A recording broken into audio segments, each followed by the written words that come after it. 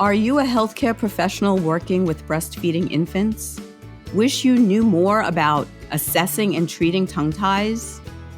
Earn continuing education credits and transform your practice with the Professional's Guide to Tongue Tie in the Breastfeeding Infant. It's perfect for any practitioner who works with infants and their mothers, especially those working through feeding challenges. Learn to identify who needs treatment, build a qualified care team, and provide holistic care options. Discover the ins and outs of frenotomy, including procedure preparation and best aftercare practices. By the end, you'll be confidently supporting breastfeeding families armed with the latest protocols and be part of an interdisciplinary community of experts just like you.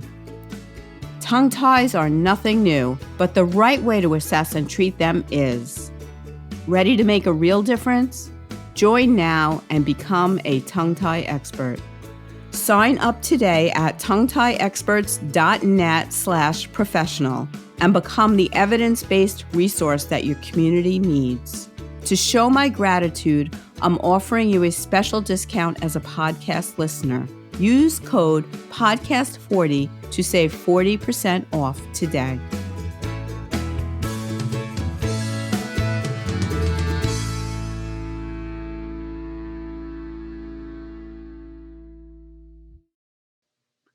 Pump and Pal angled flanges are a welcome addition to your toolbox.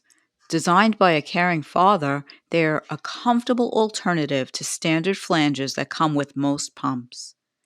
Pump and Pal flanges have tunnels positioned at a 30-degree angle to allow users to adjust the fit to their unique shape instead of having to position themselves to fit the flange. They also eliminated the ring on the bottom of the tunnel and tapered the area for superior comfort and maximum milk flow. Pump and Pal includes sizes that are designed specifically for those with elastic nipples. Made of a special silicone, they prevent the pulling of breast tissue deep into the tunnel, which can happen with hard plastic flanges. Pros: order a free Pump and Pal fitting kit at pumpandpal.com/LC-info. Parents: use the code MILK to save $4 off flanges. All links will be in the show notes. You're listening to the Tongue Tie Experts podcast, a weekly program providing information and support for those families impacted by tongue and lip tie and the professionals caring for them. I'm Lisa Paladino, a midwife and a lactation consultant with over 30 years of experience. If you are a parent looking for answers or a professional who is curious to learn more than what you learned in school on this topic, welcome. This podcast is for you. A gentle disclaimer. Please do not consider anything discussed on this podcast by myself or any guest of the podcast to be medical advice. The information is provided for educational purposes only and does not take the place of your own medical or lactation provider. Thank you. Hi, everyone, and welcome back to the Tongue Tie Experts podcast. I'm your host, Lisa Paladino, and I am very excited for this week's guest. To me, she needs no introduction. Words that I've heard to describe my guest and words that I've used: mentor, hero, but I like to say she-ro, role model, teacher, friend. Her name is Catherine Watson Genna, but to those of us in the lactation world, you only have to say her first name, Cathy, and everyone knows who you are talking about. And if you are too young in this field, you will soon understand why you need to know the work of Catherine Watson Genna. So Catherine is a private practice, IBCLC, in New York City since 1992. She is particularly interested in dyads with medical challenges to breastfeeding. In addition to mentoring lactation interns, she uses her clinical photos and videos in presentations to healthcare professionals on assisting breastfeeding babies with anatomical, genetic, or neurological problems around the world. Catherine participates in a research collaborative with Columbia University and Tel Aviv University Department of Biomedical Engineering, investigating the biomechanics of the lactating nipple and aspects of sucking and swallowing in breastfeeding infants. She is the author of 2 indispensable books, Selecting and Using Breastfeeding Tools, Improving Care and Outcomes, and Supporting Sucking Skills in Breastfeeding Infants. She also has written many professional journal articles and chapters in the core curriculum and breastfeeding and human lactation. Catherine served as associate editor of the United States Lactation Consultants Association official journal, Clinical Lactation, for its first 7 years. Welcome, Cathy. It's an honor to have you here today. It's an honor to be here, Lisa. Thank you for that beautiful and very embarrassing introduction. I knew you'd say that because you're very humble too. I'm going to tell a quick story about the first time I presented publicly, and you were in the audience. You were actually presenting before me. So imagine this, everybody. You've grown up in your field watching a professional teacher, and totally admired them. And it's your first time you're going to present publicly, and you have to follow that teacher. So that was my experience, and you made it so easy for me. You gave me so much confidence in the words of encouragement you gave me beforehand. And while I was speaking, every once in a while you gave me a thumbs up. I don't know if you remember that. But it just was like, wow, because in so many professions, sometimes ours included, we tend to not lift each other up. And you're one of those people that does. And I try to do that myself as well. It's part of my goal with this podcast is, us professionals, those of us who do this work, especially those of us who are women in women fields, need to be lifting each other up. So thank you for that. Oh, my great pleasure. We're trying to create the world we want to be. And I think that it's so important that we understand that we all know something, that if we share what we know, we can only do better. And if we support each other and help each other, we can all be our best. Beautifully said. Beautifully said. So one of the aspects of your work that to me is the most exciting is the research project you're involved in. And, in this field, we often hear, well, there's no research, there's no research, there's no research. There actually is research. And your research is unique. And I'd love it if you could explain to our audience, to our listeners, in easy, because, for those who don't know, Cathy's a real science geek. So if you ever watch her presentations, you can get lost in the minutia of the geekiness of it and how detailed it is. But if you can explain a little bit about what you're actually doing and how it's working out, I would love that. Absolutely. First off, we've been working on research for at least 15 years with various groups, and this group has been going for about 9 years. And as you do a study, you learn what you didn't know, what you didn't take into account, and you redesign and do it over again. So it's been quite a road. And I feel like a kid in a candy store being able to do this. It's really, really fun. And it's really exciting, especially as you said, I'm a big geek and I really enjoy this. Okay, so what we learned is that tongue-tied babies, even if the tie is further back along the underside of their tongue, have a different suck than babies without a tongue tie. And that other conditions can also cause problems in the suck, but they're different problems than tongue tie does. Mm-hmm. So basically, the front of the tongue holds onto the breast and just kind of moves up and down with the jaw while it's holding onto the breast, and then the back of the tongue follows whatever the front of the tongue does in a wave-like movement. So we go down with the front, down a little more, further back, down a little further back, down a little further back, till we collect and catch milk. And then we go up with the front and the breast and the jaw, and then back up a little further back, a little further back, so we get a safe swallow. What we've seen in tongue-tied babies is they don't have this wave-like movement.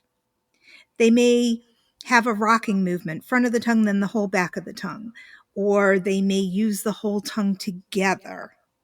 But that smooth wave-like change of direction down and then up along the tongue is missing in our tongue-tied babies. So we can feel this when we actually put our fingers in a baby's mouth, but you've gone way beyond observation and feeling it.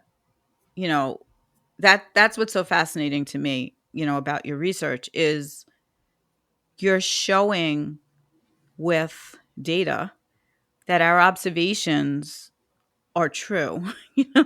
And we have an amazing team. Yeah. So David Alad is a biomedical engineer from Saransky in Israel, and his specialty is this wave-like movement in all different places in the body. And then Andrew Francis Lane at Columbia, his specialty is mathematically looking at medical imaging like ultrasound and getting objective information from it. And then Scott Siegel did our ultrasounds, and Yaela Saperstein was our grad student who did the actual and very laborious math work. And I did the ultrasounds and looked at the babies clinically. So, you know, I've seen your presentation. I've read this study over and over, but in layman's language, and tell me if I'm interpreting this right. You've actually put plots that will numerically map out the waves of the baby's tongue movements. Yeah. We tracked where the tongue is on each frame of the baby breastfeeding or bottle feeding. We looked at both. And on a whole bunch of different points all along the center of the tongue. And we were able to see where each piece of the tongue is at each of these microseconds in time, and then put them together and look at the overall movement pattern and its smoothness and its rhythm and its range of motion. And all of those things are affected by tongue tie. And you can see the before and afters, right? So you did the sonogram before and after release? Yes. And you saw an immediate change in what it looked like. And I've seen these slides. I've seen these graphs, and it's quite impressive, you know. And the other part of it that I think is important is this wasn't just breastfed babies. It was bottle feeding too, because we all know that bottle feeding babies often have a difficulty with taking milk from the bottle from a few reasons, but sometimes it's because of tongue tie, correct? For sure, for sure. And you saw the same kinds of changes in a bottle feeding baby? Same kinds of changes. And we also saw the effect of the bottle. Babies that had a less smooth sucking pattern at the breast because of some medical challenge, tongue tie or tight neck muscles or other issues, did even worse at the bottle in terms of what their suck looked like, the organization of their tongue movements in space and time. Wow. So I've been seeing a trend of babies that can adequately feed at the breast, maybe not ideally, but adequately. But then when mom has to go back to work or decides to give a bottle, they can't take anything from a bottle. And my own grandson was an example of that. But it's been a trend that I've seen. So I love that data that you got from your sonogram studies correlates with that clinical observation of you can nurse fine and not be able to get milk from a bottle, or not fine. I'm using fine in air quotes. Right. Nurse enough to gain weight. Mm-hmm. We won't talk about what's been going on as far as comfort levels and how often we're feeding and stuff like that. But you can get milk, especially a breast belonging to someone who has copious milk supply. Baby doesn't have to work so much, but sometimes you have to work harder on a bottle or differently on a bottle. And that again, here's this clinical experience correlating with what you're showing scientifically, which is so wonderful.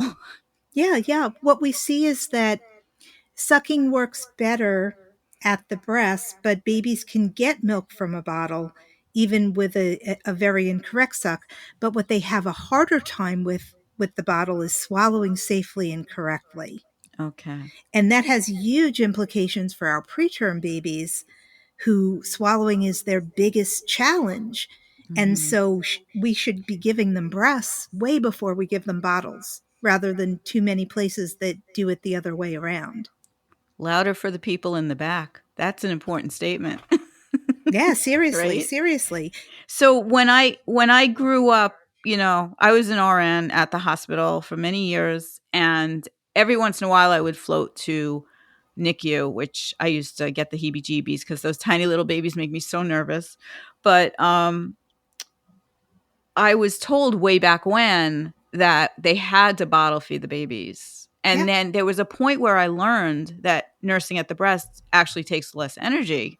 Mm-hmm. And now we're seeing it's actually safer for swallowing because you can't force feed a baby from the breast. Yes, right? absolutely. And it's just fascinating knowledge. So where is the information published so that my listeners can find it? I mean, if there's a link you can share, I can put that in the show notes. Absolutely. Scientific reports. It is open access. Columbia University generously paid the open access fee for us so that anyone could get it free. That's an issue. Many breastfeeding supporters don't have an academic affiliation, and it's really hard. Some journals are asking for $54, $72 for a single paper. Yeah. So we were very, very pleased to be able to arrange for this to be open access. Right. So open access, for those that don't know, means that you can just click on the link and see everything. Sometimes you can click on a link and just see an abstract, but your entire study is available online. Right. Plus the videos. People can download and view the videos, which I think is the most valuable part of the paper. Yeah. I wish we could show the videos on the podcast, but that would be, that's for another day. We'll do a whole video presentation. But yeah, so I know that one of the critiques that happens when you have research is people say, well, first of all, was there bias? What I have to bring that up. Was there any, can you think of any criticism to this research that you've had to address? There's always going to be bias. Always. Every human being has preferences. All bias are preferences in a certain part of our brain called the striatum. And whatever things we're choosing between, it's like a race, and whichever one gets the most votes first is the one we pick. That's kind of how it works. Right. So some things have a head start, and that's all bias is. So everyone has biases because we all have preferences. So one of the things is that what we published so far is our sample results. So it's small sample sizes. And with scientific research, we always want to have lots and lots of examples because people are individuals and you never know. You might hit on the one person that has this issue. But we've done many ultrasounds, and we've analyzed quite a number of them with our objective analysis. And the results are stable. So I'm hoping that we can get a larger sample size in print, but then there's resistance. Some journals that might really benefit from getting this information to their audience may be resistant to even looking at it. We had 4 journals aimed at medical professionals that said this wouldn't be of interest to our readership. Oh no! Wow. Yeah, when we were trying to publish a larger sample size. Mm-hmm. So that's one thing. And I've spoken to other researchers, and this happens. These beliefs get siloed, and anything that disagrees can have a hard time. Mm-hmm. And, some things that disagree aren't right, but some things that disagree are. And Right. usually if we look at all the different factors, we can find where we went wrong. The other really important thing is exactly what kind of latch the mom and baby had. A big mouthful of breast leads to more stable sucking, leads to more normal tongue movements. So we spent a lot of time getting the best possible latch before we did our pre-op ultrasound. And then if the pre-op ultrasound was normal with the better latch, the baby didn't get any treatment. I love that you're saying that. Yeah, let's stop there for a minute, because I think that one of the potential criticisms could be, well, of course, you were going to release this tongue tie anyway, but that wasn't the case. You were giving one-on-one specific, lengthy lactation support prior, which is a major point of making this, in my eyes, more valid, because we don't want to just clip every tongue tie. We want to we want to correct everything, and that's our field gets a bad name about that, a bad reputation, whatever, about, oh, sure, they're just going to clip every tie. And, I often say that I'm not doing this podcast so that more people get their tongue ties clipped. I'm doing this podcast so that more people learn when it's warranted, when it's not, what else to do, how to be ready for it, and all that. So that was a quite impressive part of your research, because any scientist could have done this, but you being a lactation consultant involved on the front end of it made it more comprehensive, in my point of view.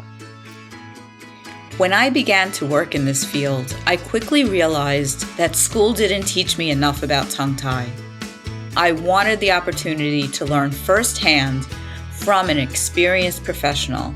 I had so many questions. Can you relate? Good news. I've created the Professional's Guide to Tongue Tie in the Breastfeeding Infant just for you. You'll get 4 recorded video modules, downloads to share with your patients, admission to a thriving multidisciplinary community for networking, sharing, and continued learning, and 4 LSERPs. All the details are on the website at tonguetieexperts.net/pro course. Use code podcast15 to save 15% off this and all of my courses. Can't wait to see you in the group.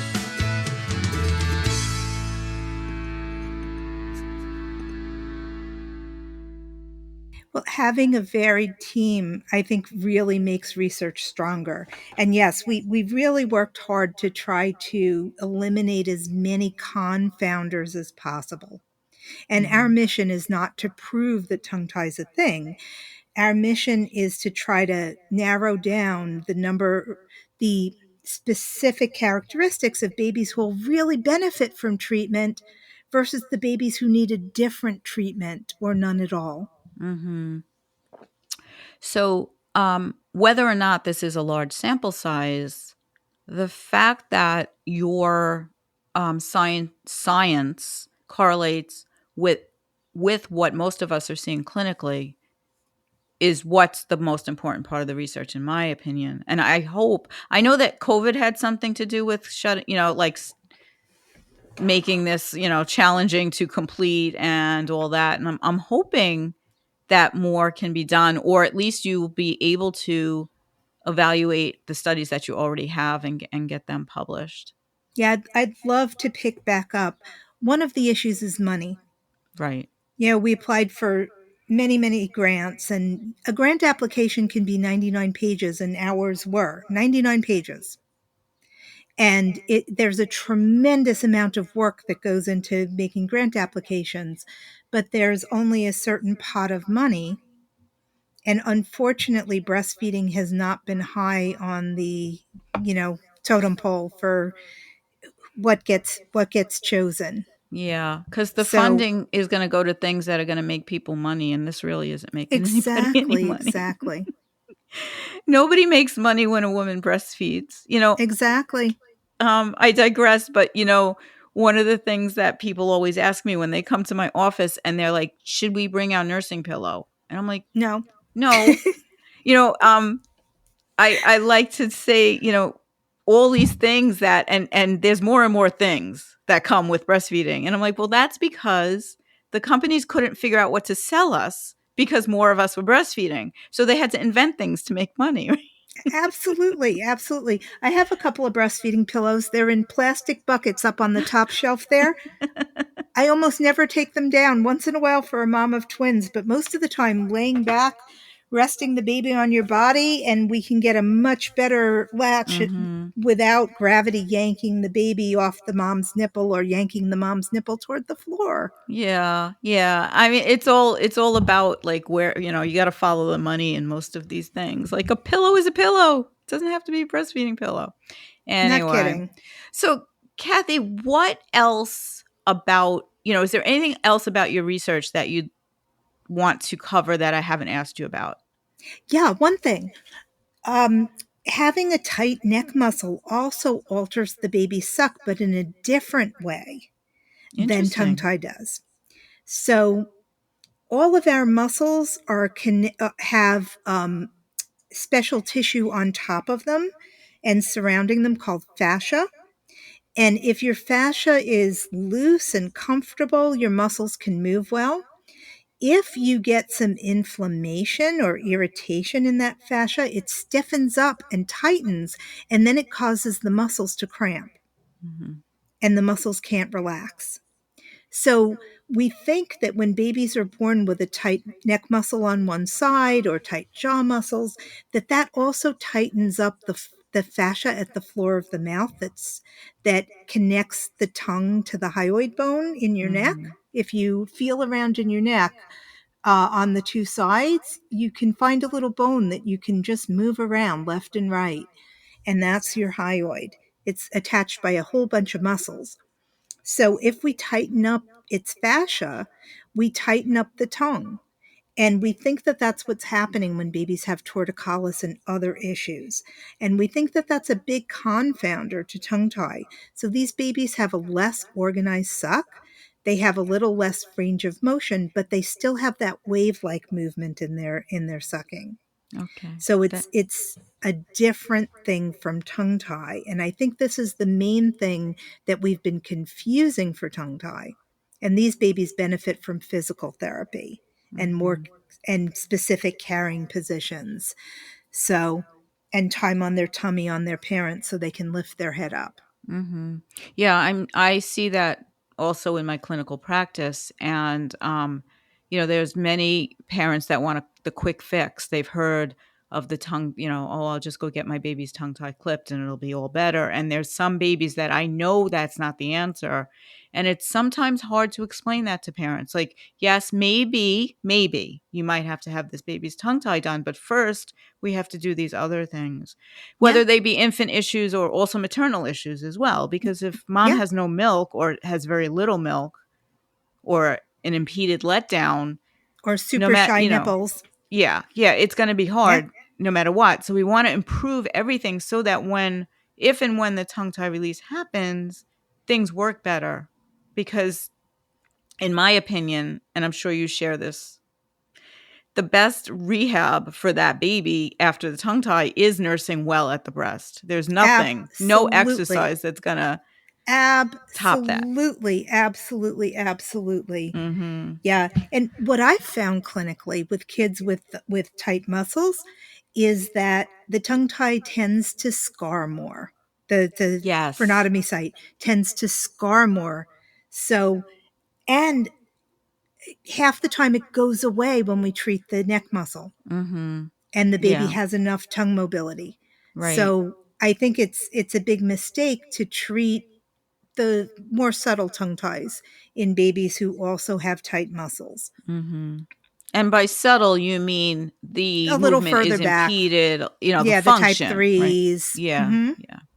So, yeah, that's a great point. The the term body work is often used. At one of our professional organizational meetings recently at ICAP, we were discussing other terms for that because not everybody likes the term body work. We were talking about maybe manual therapy, but we're talking about things like physical therapy, occupational therapy, chiropractic, things that address that tightness and allow the baby more full range of motion. Because as we know, if something is tight somewhere, everything's tight, or thrown off to one side, everything is off, Absolutely. One Yeah. of my professors used to talk about a patient of his with chronic headaches, and it turned out that one leg was shorter than the other, and all those postural changes he had to make to keep his eyes straight resulted in muscle tension in his head that gave him chronic headaches. Yeah, that makes so much sense. So I have a little bit of a more personal question. I want to know, how did you get into research? How did you go from helping people breastfeed to doing research studies? Part of it was I did a British style honors program at Adelphi University where I did my bachelor's in biology. And we did research studies. We had to present and defend them, and we had to write them up. It was a lovely experience. So we had to read a lot of journal articles and really critique them. So that education was foundational for learning how to do research. Mm-hmm. And then when I worked with the late Dr. Betty Corellis, a pediatric surgeon who treated tongue ties as part of her post-retirement career, there was a lot of criticism. Mm-hmm. And we wanted to make sure that, we were on solid ground. We wanted to investigate, okay, let's see if we can think of something more objective. And I'd read about Laurie Jacobs in Australia's master's thesis on ultrasound during breastfeeding. Mm-hmm. And it's actually one of Laurie's studies that Donna Geddes took over. And now Donna's running the breastfeeding research down there in Mm-hmm. Perth. So Laurie sent me all her parameters. Oh, cool. And we started to do a research project at Winthrop University Hospital, where Dr. Krillis was emeritus director of pediatric surgery.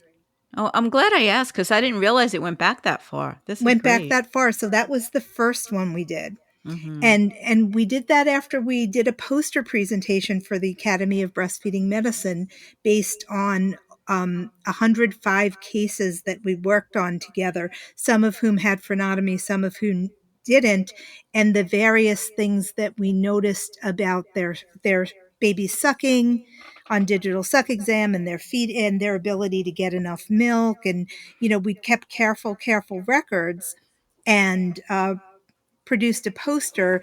And one of the things we saw is that babies with what we were calling a mild tongue tie, and now we're calling type 3, Mm-hmm. often were worse than the babies with what we were calling severe or type 1. Mm-hmm. So it wasn't as much where the frenulum attached to the tongue, but it's how much tongue elevation did the baby have. So yeah, that's again correlating with clinical observation. I've had babies who have anterior ties who can nurse fairly well. Yeah.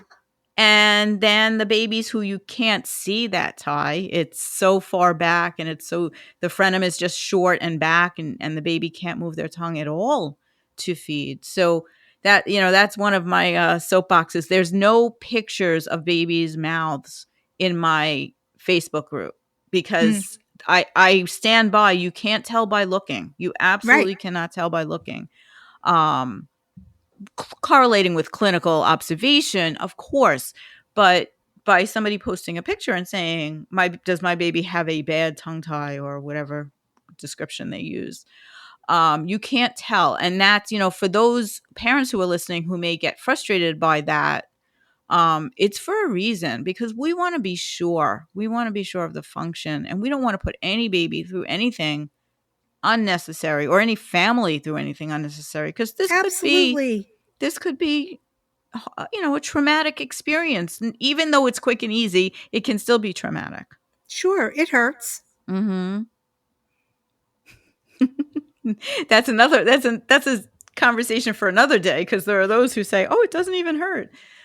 Well, if it's a super thin membrane, then it Yes. doesn't have any nerves in it. Then Yeah. it probably doesn't hurt. Right. But if it's thicker and vascular, then we know it has nerves in it. If there are Yes. blood vessels, there are nerves too. They all run together when we're forming. Absolutely. Absolutely. So,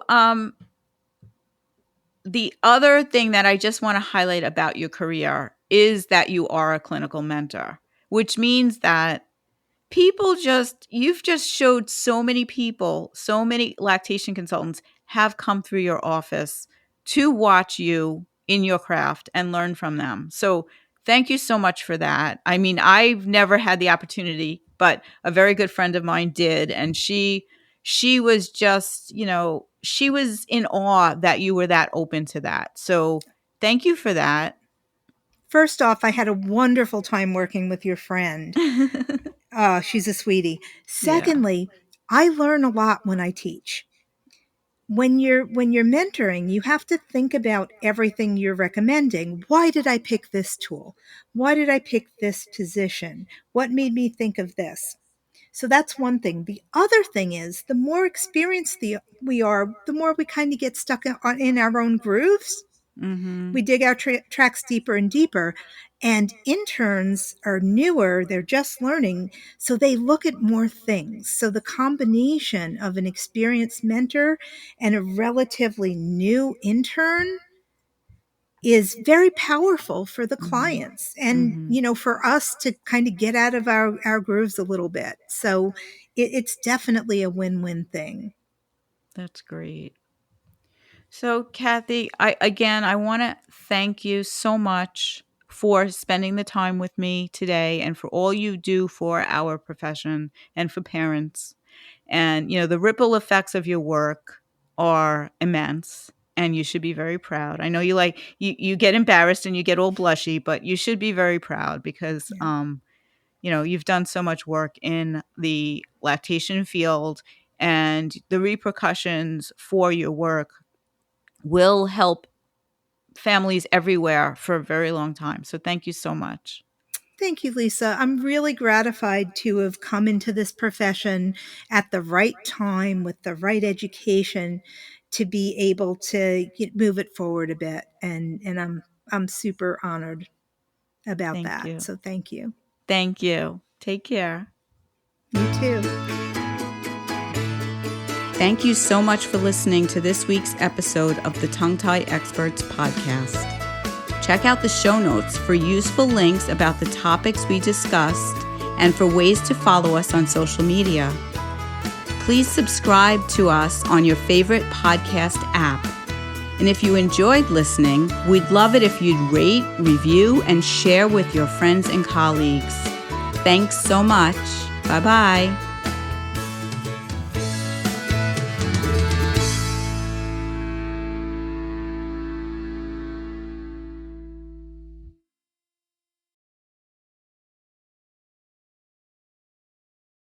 Tongue-tie cases can be confusing, but what if you had a place to ask questions, learn from experts, and connect with professionals who truly understand? That's exactly what you'll get when you join Tongue-tie Experts Insiders.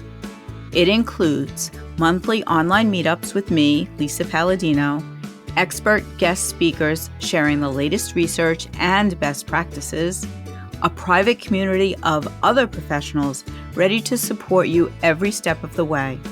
For just $19.99 a month, You'll never have to navigate tongue tie cases alone again. Join the community today. Your future self and your patients will thank you. Sign up now at tonguetieexperts.net/insiders.